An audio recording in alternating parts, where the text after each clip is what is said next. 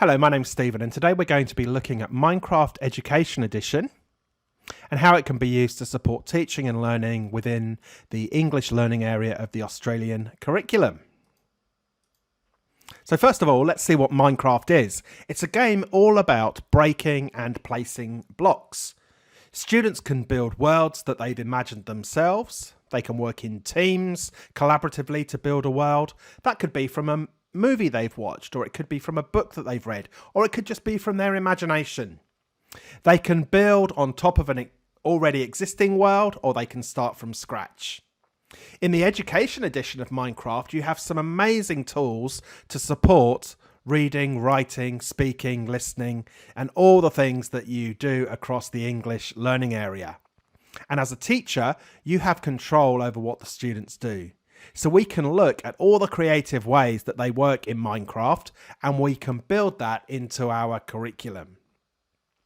So before we look at Minecraft, let's just have a quick look at what we are going to be focused on today. So the Australian curriculum English is split into three strands. The first strand, language, is all about knowing how to use language for social interactions. It's about knowing the purpose and audience for different types of texts. And it's all about grammar, spelling, and vocabulary. So it's all about the English language. Literature is all about texts. It's about how texts reflect the context and culture and situation in which they're created. Students are given the opportunity to evaluate different types of texts and also create their own literary texts. And then literacy is all about expanding their use of English. So it's about listening and speaking, oral presentations, comprehension strategies, analysing and evaluating texts, and also using software and editing themselves. And across all of these areas, we are going to experience reading, viewing, writing, speaking, and listening. And there are some great opportunities to use all of these throughout our time in Minecraft. So let's just very quickly look at some of the features for English, and then we'll go and explore in the Minecraft game. So first of all, when you first sign in, you choose your skin or your costume. And that is going to be your character as you walk around and interact within the game. You can also build non-playing characters. So these aren't a student or a staff member in your world. These are characters that can speak to you. You can click on them and they give you information. They could perhaps tell a story. You can also link to external sources. You may link to a resource that you've got stored on Teams or your learning management system, and so on. You've also got a whole range of different signs and chalkboards.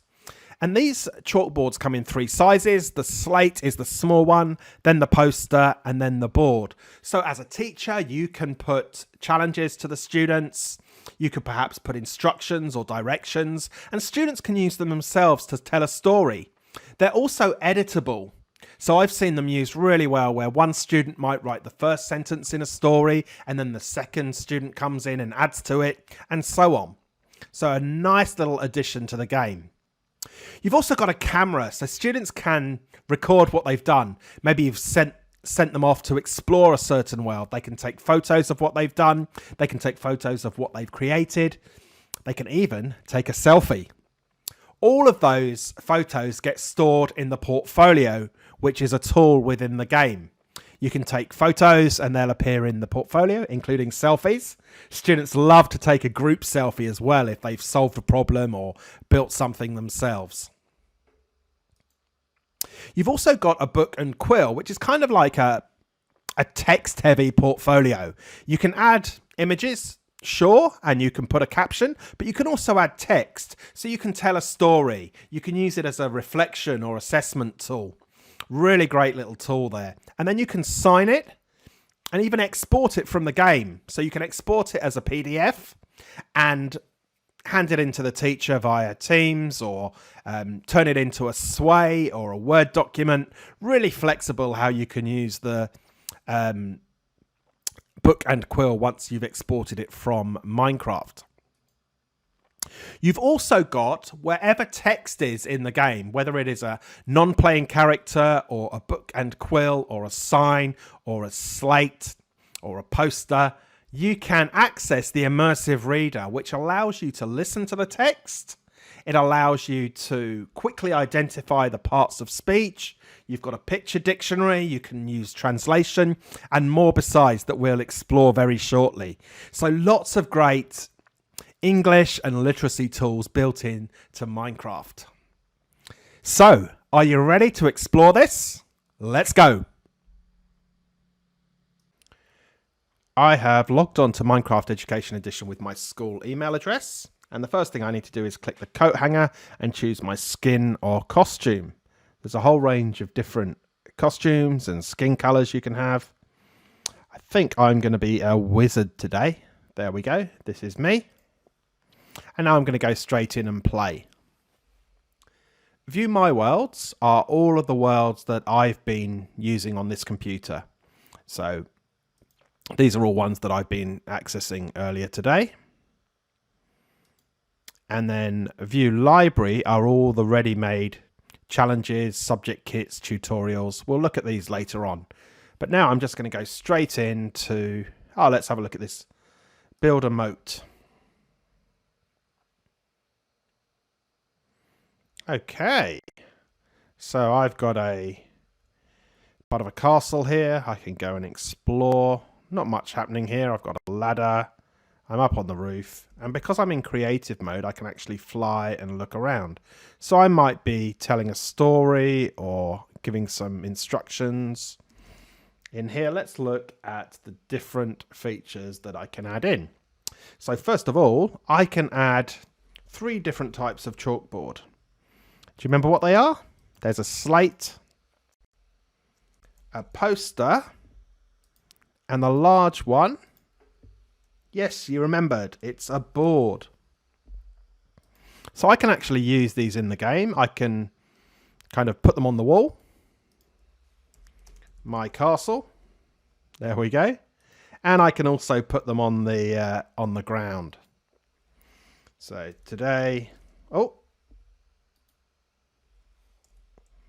today we built a castle and had a feast. John and Jess brought their animals. There we go. So I can write in here, and other students can come and add to this just by right-clicking. They can edit the text. So great. 3 different sizes of chalkboard. I can also add in the camera and portfolio that we mentioned. So let's have a look how simple that is to use. So I can go and get my camera. I can go and get my portfolio. Not an end portal. Portfolio is what I need today. And I'm going to also go and get my book and quill. Oh, not book A. I think it's called book and quill with an ampersand. There we go. So you have to type it in absolutely correctly. Okay, so I'm going to go and get my camera. And I just right click and I can take a photo. What I can also do, turn around, put the camera on the ground with a right click. Maybe I'm going to hold my portfolio, smile at the camera. It flashes 5 times. And there's me. Oh, I forgot I was a wizard, right in front of my castle. So any pictures that I take will automatically go into my portfolio. Let me go and grab the camera and take a picture of a sheep. There we go. Hello, sheep. Beautiful. So now when I go into my portfolio, I just select it from the bottom. I can either press 1, 2, 3, 4, 5 if I'm using a keyboard. I can scroll with my mouse scroll button, or I can just touch the screen if I'm using a touch device. So there, I'm going to choose my portfolio, which is number 5.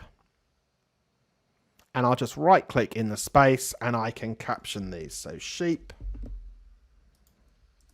selfie, my castle. So I can take kind of a photo diary or some snapshots. If there's one that I don't need, I can actually just delete that. And when I export it, it just saves it as a PDF to my desktop or wherever I want to save it. Great. So that's my portfolio. Then I also mentioned today the Book and Quill. This allows me to write more content. So I can add in pictures that I've already got. Me and my castle. And I can also start typing text here. This is where whatever I want to write. But perhaps I've already written something and I've got it in Word or on a website or something. I can just go and copy some text and paste it directly there. So that's another great way of being able to bring in content to the book. This is the immersive reader here. So if I click the immersive reader, this will actually launch that text full screen, and it will remember the settings that I had on this computer. So I had my settings to be a black background with all of the nouns highlighted in purple. So I can have the nouns, verbs, adjectives, adverbs in different colours. I can show the syllables, so that can really help with students with dyslexia, for example. And on this first option here, I've got my text option, so I can have the size of the font that I want. I can change the font and the background color. So I can really personalize this so that I can actually read it and engage with the text. If I press play. Once there was a dog. He was very hungry. I can actually listen back to that. So whether I'm reading some text that someone else has put into the game or I'm reading instructions from a teacher, as a student, I can listen back to that text. What I can also do on this third button here is actually focus. So I can focus on one line at a time when I play it back, 3 lines, or indeed the whole paragraph. There's also an inbuilt picture dictionary. So when I click on a word, it gives me a picture of that word. It doesn't have every single word, but it does have a lot of the most common ones. And you'll also notice here, it's also giving me German. Weg. So I can listen to the English Way. and the German. Weg. Bridge. Brücke. And I can choose the language that I want to listen to over here. So I can listen to any language that's listed, or I can translate the whole document into another language. Seite 1 von 3. Ich und mein Schloss. Seite 2 von 3. Einmal gab es einen Hund. So you've got some really flexible and immersive tools using the immersive reader. I've just clicked the immersive reader button there. You can also hover over a sign or a slate and press I on your keyboard. Okay, so now I can sign this book, my castle. Once you sign a book, it will no longer be editable. So you might want to sign a book as a student. If you've told a story and you've illustrated it, you can sign and close that. But also as a teacher, you might want to put some text into a game and have that available. You'll see now it is a kind of a glowing purple, and now this is a readable book. So no one can edit it, not even me. Another thing that I can do in the game is use a lectern. So if I go and find the lectern, here we go. I can actually place the lectern in the game, put my book on the, let's see if I can put that on the, there we go. I've put that book on the lectern, so anyone else who enters this world can come up and read what I have to say. So that's a lovely a little addition to the game as well. So we've got lots of ways that we can input text into the game as well as engage with it. The final thing I want to show you here is the non-playing character. So this is where you can add a character to give information or add text to the story. So I'm going to go to my inventory again, and I'm going to search for NPC, non-playing character, and I can spawn an NPC. There we go. Now you'll notice that I'm trying to place an NPC on the floor, and I'm not able to. To be able to use NPCs, you need to be in a special mode called World Builder. So I just need to press /WB, and this will toggle the World Builder on or off. So I've updated World Builder to true, and now I can place my non-playing character. There we go, NPC. So I can right click. I can give her a name. I can choose her skin. I can even make a robot. Let's have this one. And I can edit dialogue. Welcome to the castle. You may enter and look around, but do not take anything.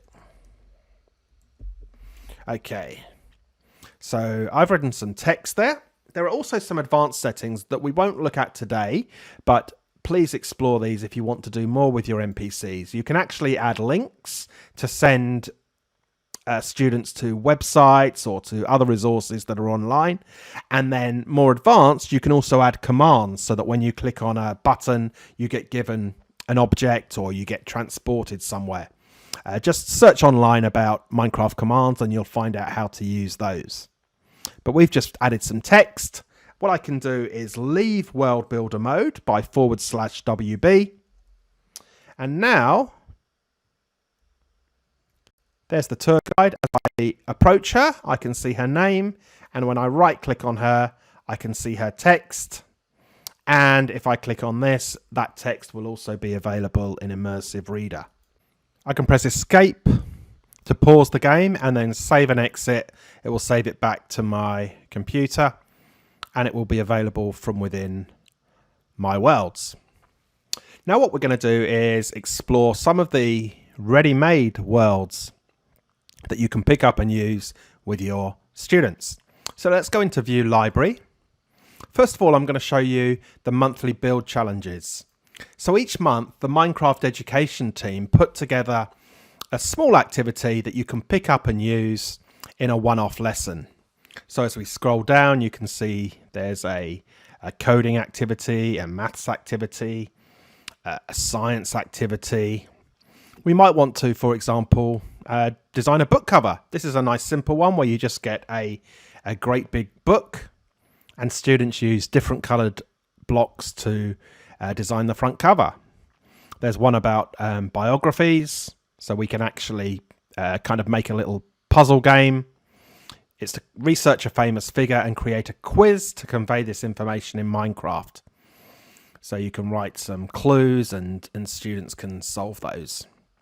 So really simple little ideas that you can pick up and use. Here's a nice simple one that we might use, character study. So we create a home in Minecraft for a fictional character. So what I can do is read the lesson plan as a teacher to find out further information. I can go straight into the world and I can also assign this world directly to students. I can send it to Microsoft Teams, to email, or I can copy the web address and post it in my learning management system or however I normally share with students. So I'm just going to go in and create this world.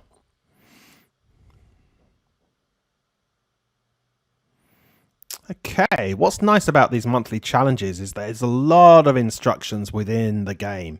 So there's the character study, choose a character from a story and build a house with items that represent that character. Of course, I can press I on my keyboard and enter the Immersive Reader, but it looks like this is an empty house.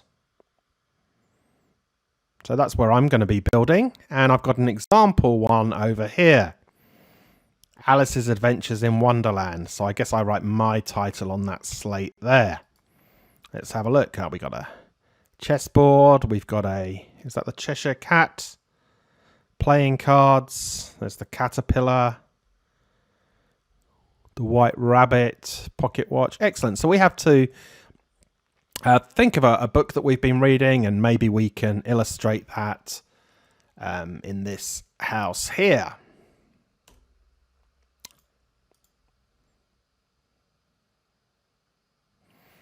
Excellent. So now I'm just going to go on to the subject kits. And these are a whole lot of ready-made lessons built by educators from around the world. You'll generally find English activities under language arts. So if I go into language arts here, there's literature studies. So we've got some different books here. A series of lessons about Treasure Island. So if you've been studying that book, excellent. You can go straight in and there's 4 ready-made lessons there. Excellent. Additional lessons. So you'll probably recognize some of these. So some are based on actual books or plays, like A Christmas Carol. There's a whole world built about A Christmas Carol. Go and read the lesson plan if you want to find out more about that. We've got Fantastic Mr. Fox, Macbeth. And some of these are actually built for students to build the story. So if I look in diving for dialogue, in this Minecraft adventure, players will engage in solving a complex problem and consider the ways they might dialogue with a range of characters.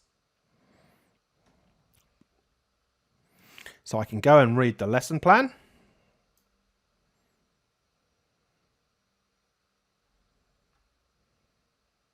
Just takes me to the Minecraft Education Edition website. So I can read any guiding ideas, student activities, teacher preparation. I haven't read all that, but I'm going to go straight in and have a look at this world.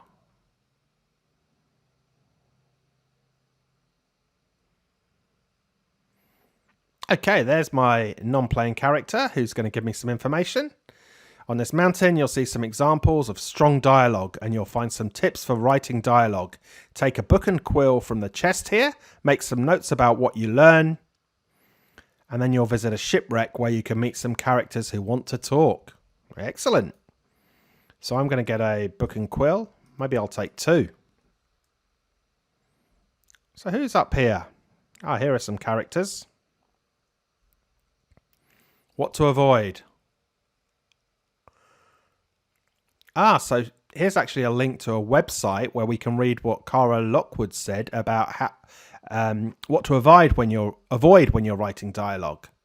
So I can click on read tips and it'll take me straight to a blog post that she's written.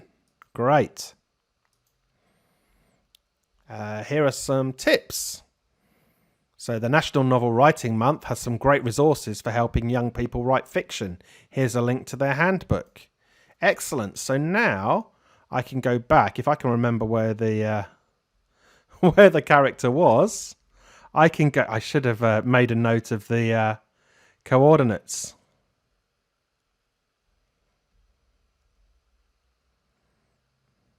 Oh, there he is.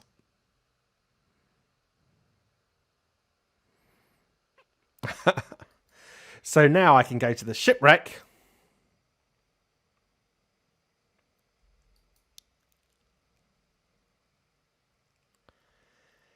Okay. And then I can go underground and have a look at the shipwreck and write some dialogue.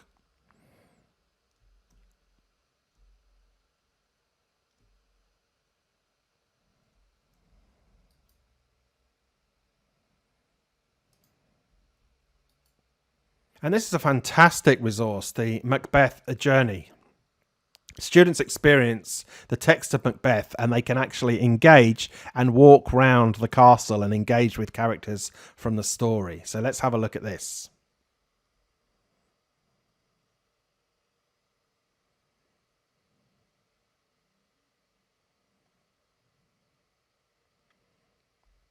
Looks quite ghostly there. The ghost of Banquo.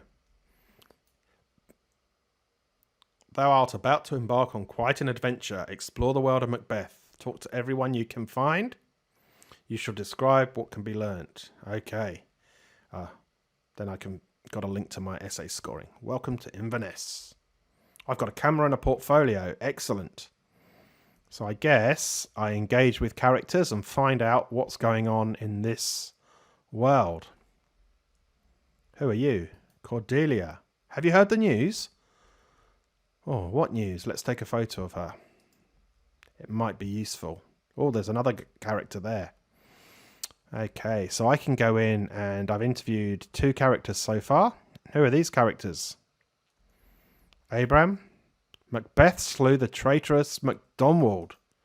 Oh. Macbeth is now the Thane of Cawdor. I've interviewed 4 characters. Let's see if I can find any more.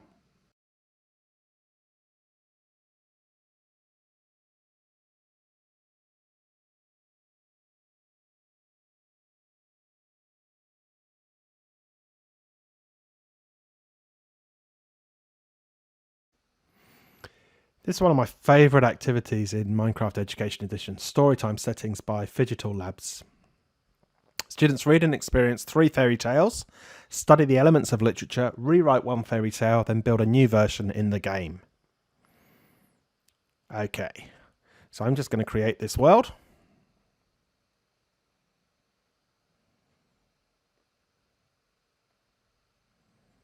Story time! Squid. Storytime Sue.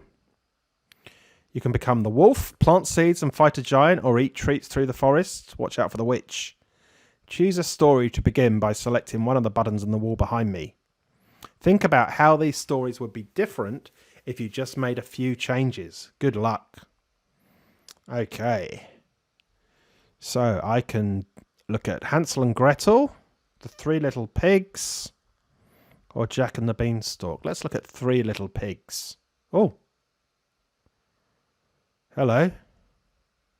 I guess I'm the wolf. Little pig, let me in. Huff and puff and blow the house down. Oh. I've huffed and puffed. And the pig is off its lead and he's out the house and he's wandering off. Interesting. What happens next?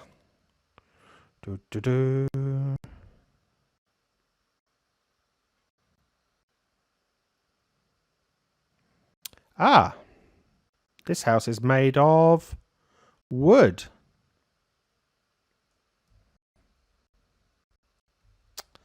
Oh, huff and puff and blow the house down. Oh, the door is made of iron, I guess, so there's a little bit of door left. But the pigs escaped. Ah, maybe the pig's house should have been made out of something stronger. Let's see what's next.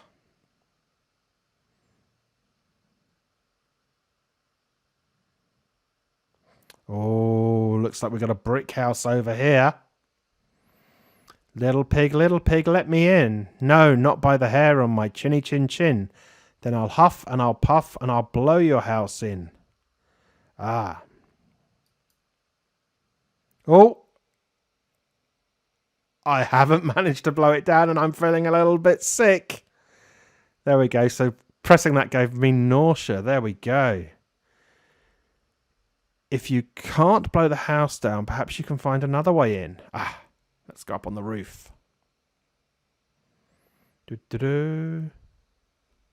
What's that?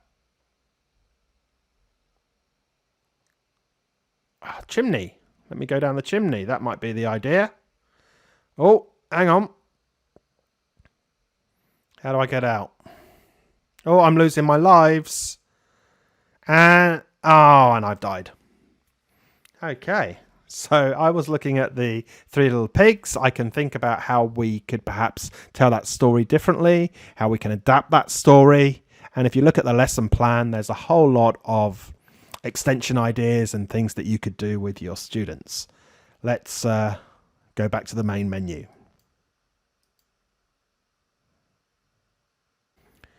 As well as exploring the worlds that you can find in the game through the monthly build challenges or through the subject kits in the library, you can also access a whole range of lesson plans and worlds from education.minecraft.net.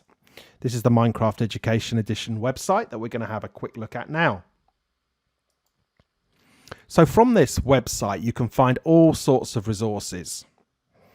So there's a Get Started guide. You can explore resources. You can connect with other educators and share ideas. There are stories from the classroom. So essentially a blog with lots of great examples of what's happening around the world with Minecraft Education Edition. So lots and lots and lots of resources there. We're interested today in finding great lessons. So if I go to Teach with Minecraft and explore lessons, this is where I can find lesson plans from educators right across the world for all ages. If I scroll down, there are subject kits, so the same curriculum areas as you will find in the game.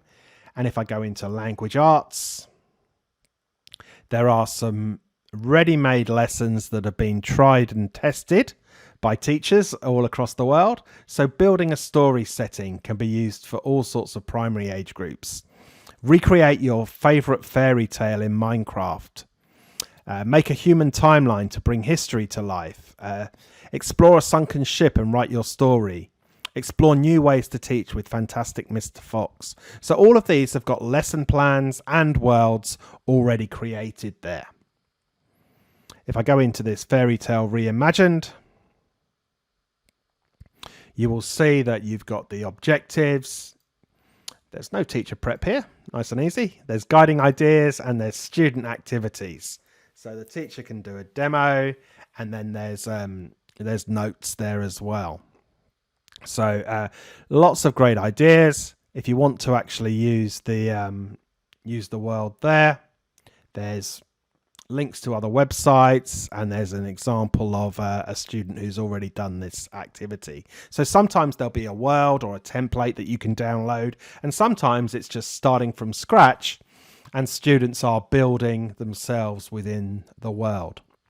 So those are really good starting points to kick off with, but you can also search. So you can search for a keyword. If you search for, say, story, you'll find 45 results. So there we've got one about Australian history, block biography, character study, dragons, conflict, comic books, and you can explore more. So you can actually search just by keyword, or you can actually search by age range. So if you're looking for something for 11 to 13 year olds in reading and writing, there's a whole range of different activities there. So create a Halloween setting. That looks fun. Indigenous stories. So looking at a story from your community. Lots and lots of resources there. You can even search by standards. So you can choose your country. You can look at the Australian curriculum or the curriculum for your particular state or territory. Let's say we're looking at Year 7 and we're looking at language arts. So we can actually browse the whole of the English curriculum and find, let's say, examining literature. So we've got 23 activities that have been found about examining literature. So if there's something we want to use, we've been studying holes, for example, at school, we can open this up and we've got a ready-made world or lesson activity. Literature through Minecraft. It's an absolute treasure trove actually online. Loads of great resources that you can just pick up and use. So do come online, Minecraft Education Edition, and then search either by standard or by age, subject or keyword, and you'll find a whole lot of ready-made lesson plans to give you some inspiration. So there's 3 websites really that I want to leave you with today. So the first one, education.minecraft.net, that's where we've just spent some time, where you can find resources, where you can find guides and so on. There's also an Australian landing page, and then there's My Minecraft Journey. So we've already discussed the education.minecraft.net. That's your landing page. That takes you to everything that you need to know to use Minecraft in the classroom. On this page here is specifically for teachers in Australia. So there's been some hand-picked lessons and worlds that you can use that tie in with the Australian curriculum. And then finally, My Minecraft Journey is an 11-hour course that you can do online in your own time.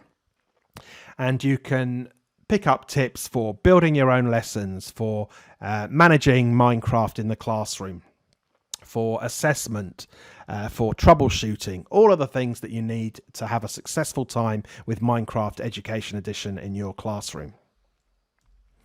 So I hope you found that useful and you've picked up some ideas and inspiration for using Minecraft Education Edition in the English classroom. Thanks for your time.